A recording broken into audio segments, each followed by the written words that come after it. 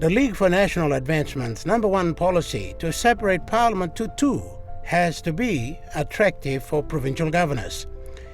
If the policy becomes law, the regional members who become the upper house of governors have a significant say, given the current disagreements and arguments over the distribution of resources with open MPs. LNA leader Robert Nilkare. Well, number one, it gives a proper place for our governors and our regional MPs. Currently, we've got 22 governors. They sit on the lower house. They sit in the House of Representatives. They play no significant role in Parliament unless they are a minister in cabinet and they have a portfolio. Because and it comes back to policy number 2, is since the introduction of the DDAs, the provincial governments, the provincial administration, and the governors have really struggled to have any say or any control over their districts within their own provinces, because the budgets are done differently, and the open MPs are the boss of their own district funds. There's no synergy between the districts and the provincial budget. So the national government's in control. Okay, then let's get to your second LNA, second policy, which is improving partnership. That's where you feel that Waigani has control over the flow of money through DDAs, and then having the governors, which are by law, who are supposed to implement and use that money for whatever they have to do in the provinces. Yeah, that's correct. So ideally, the district development plan should feed into the provincial development plan and should feed into the national development plan. However, because we have the DDAs in place, a DDA can develop its own plan outside of a provincial government plan. Now, I'm not saying it happens in all the provinces, but most of the provinces, it happens because the open MP has total control. And the poor old governor, who's supposed to be in charge of the province, most times has no oversight on what the open MPs are doing, spending in the districts, and where they're spending the money in terms of infrastructure. Because sometimes and quite often you'll find that there's an overlap with the spending. Because the provincial government may plan for a bridge in a particular area, and the district also plans for that bridge in a particular area, and they're allocating funds if they're not talking to each other. So, I mean, policy number 2 is, in order to get that synergy and for that working, we need to revert back to life before DDAs. Okay. I think the district development authorities have created a lot of problems, a lot of issues in terms of funding mismanagement. It can easily be, I'm not saying that all the MPs are doing it, but you can see where it is very, very easy for an MP who is the chairman of the DDA, who has complete control now over procurement now, since the NPC rules have changed, that they have control over the funds. So, in other words, it's allowed for duplication and it's allowed for inefficiency creeping, nepotism and corruption. That is correct.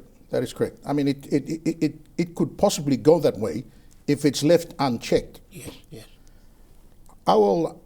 The premise of, okay, we've got to change the House, we've got to start from the bottom up, is if we're going to change Parliament House, we have to change the provincial government in the way we interact, because the open MPs have to interact properly with the governors and the provincial administrators. Most provinces now, and I'll put my private sector cap on, I've 15 years in the agriculture industry with Newberton Palm Oil. We have situations where you will find that the provincial administrator has completely no communication with the district CEOs, the DDA CEOs. And they have no idea on who wants to do a particular type of infrastructure. So quite often certain companies, like the one that I'm with, where we're doing tax credit projects where it becomes, we're made aware that getting approvals and whether or not we have to get the provincial government to do it or whether we get the district development authorities to do it, and sometimes these development projects overlap. Okay. So I think if the DDAs even if you do not dismantle the DDAs, as long as we get the budgets to be approved by the provincial government and the district strategic plans to be approved through the provincial government system, then at least you'll have one provincial plan that actually covers all the districts as well. Filters out to everyone. Yeah. Agriculture is another one of LNA's policies. We'll talk about that a little later on. But just on DDAs and the administrative head of that DDA, the provincial administrator, and even the chief secretary in Waigani, none of those communicate with each other these days to get anything done. I mean, is that something that LNA is aware of and LNA is trying to address? Yeah, we'll have to break down those walls. I mean, there has to be free-flowing communication between the open MPs, straight up to the district administration, straight to the governor. The governor, as head of the province, has a responsibility for the province. Otherwise, there's a fair bit of wastage. And then it also allows for whoever is in government or the government of the day to allocate funds sparingly to address particular issues that can be fixed in another way.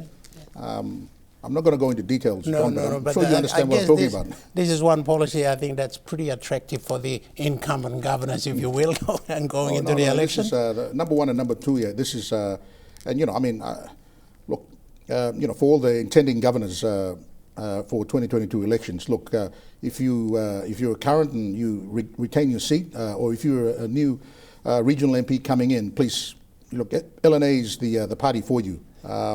And we don't expect that people to join us, John. I'll be clear with that. Yeah. It's just that you know, we expect that, you know, for us to come together. It doesn't matter what party you're in. Come together and let's just agree on one thing and let's move forward in one particular direction. You can still maintain your connections and your party affiliations. That's not what we're interested in about. I mean, we're a small party, but you know, we'd like to be a strategic partner to any new government.